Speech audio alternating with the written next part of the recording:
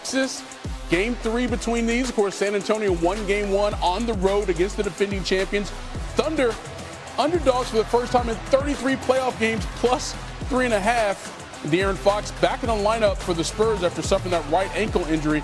And Victor Wembanyama, yeah, he's the one, the uno, sizing up Isaiah Hartenstein, step back 3. And then the steal by Wemby to Fox in transition.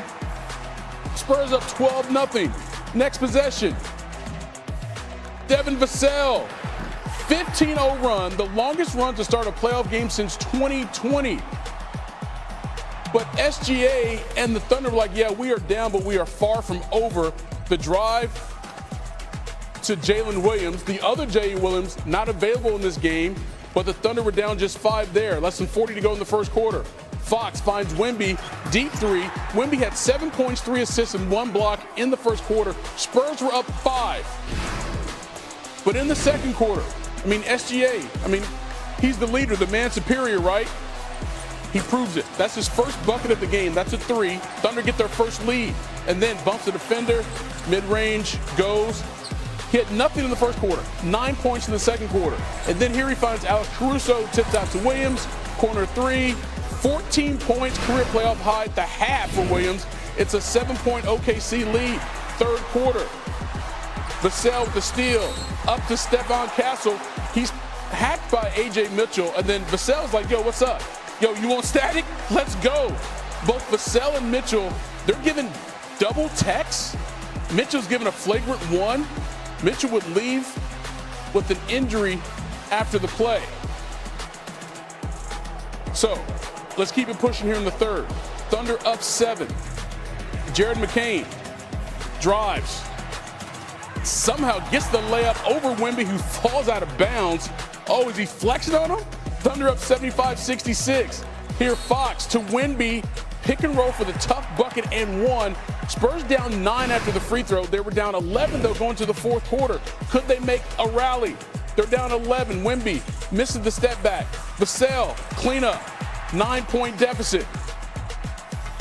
About a minute later, back to a double-digit lead. McCain to Williams, and 1 on the 3. Thunder up 15 after they made that free throw, and then later to put the game away. SGA, the skip pass to Case and Wallace. How about them Wildcats? That's a 3. Thunder go on to win it 123-108. They were down 15-0 to win the game. To start the game, they win it by 15. Here now, George Sedano with SGA.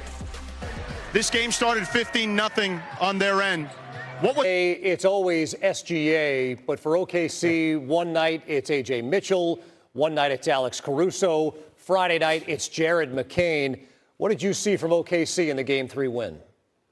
Just the composure that only a champion knows something about. And they went there, think about it, they were down 15-0 to start the game.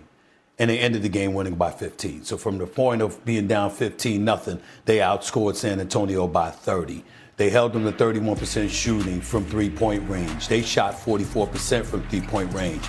As effective as Shai Gilgeous-Alexander was, the reigning league MVP, 2-time MVP, with 26 and 12 on the night. Alex Caruso and Jared McCain were both a plus 28 on the basketball court.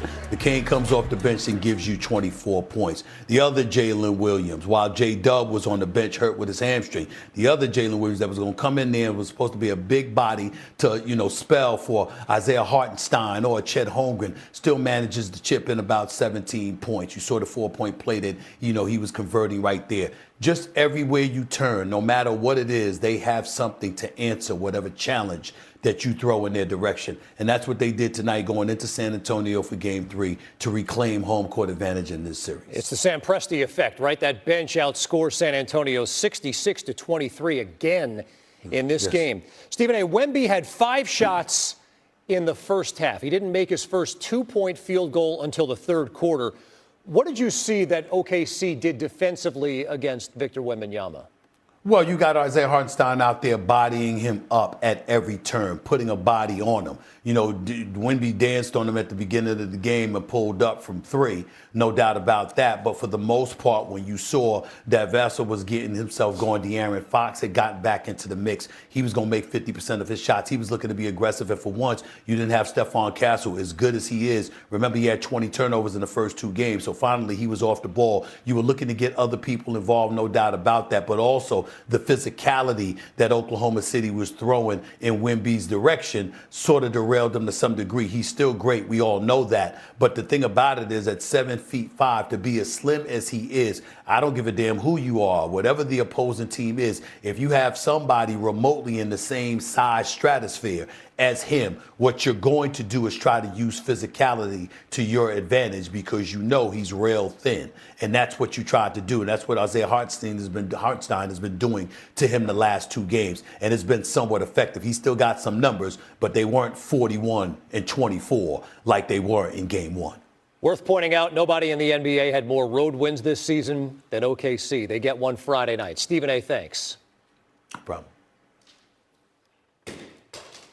All right, joining us now here on SportsCenter, Jared McCain, 24 points off the bench, coming up big for OKC. Jared, appreciate the time, but you guys took a couple of haymakers to start that game, being down 15-0. What was the talk of the response, and how did you guys turn it around so fast? Yeah, I mean, we knew coming into this game it's going to be loud for them. So being able to weather the storm, AC talks about it a lot. K-Rich talks about it a lot. Like, when we came to the timeout, nobody was down. Everybody was just, like, ready to keep going and throw another punch.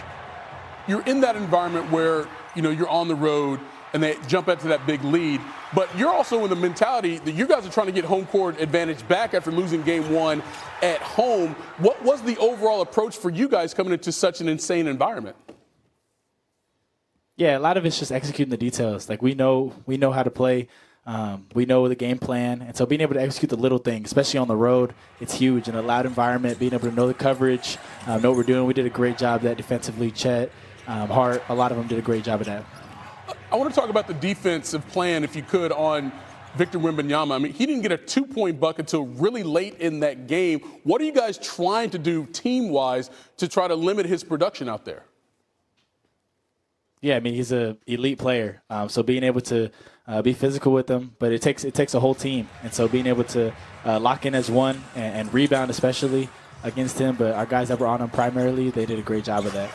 You know, I wonder what this is like for you, Jared. Of course, you got traded from Philly back in February, but you established your role very quickly, it felt like, there in Oklahoma City. How have you been able to absorb sort of their championship medal in a very short period of time? Man, it's the team, it's the staff. Like, they do a great job of just showing love and being able to give me confidence to go out there and be myself. Like, that's the main thing. When I first got here, you know, I was nervous. I didn't know what to expect, and they just welcomed me, and that's been the greatest thing for me throughout this whole process. And I'm very grateful to be here, and every day they show me love. And so being able to go out there, be confident, no matter what, if the shot's not falling, they're still confident in me, and just going out there and play hard. Well, Jared, you're a good dude, so a lot of people would welcome you to any environment. And you keep playing like this, everyone's going to welcome you to a spot. Jared McCain, 24 points, OKC now with a 2-1 series lead. Appreciate the time, man. Thank you. Appreciate you.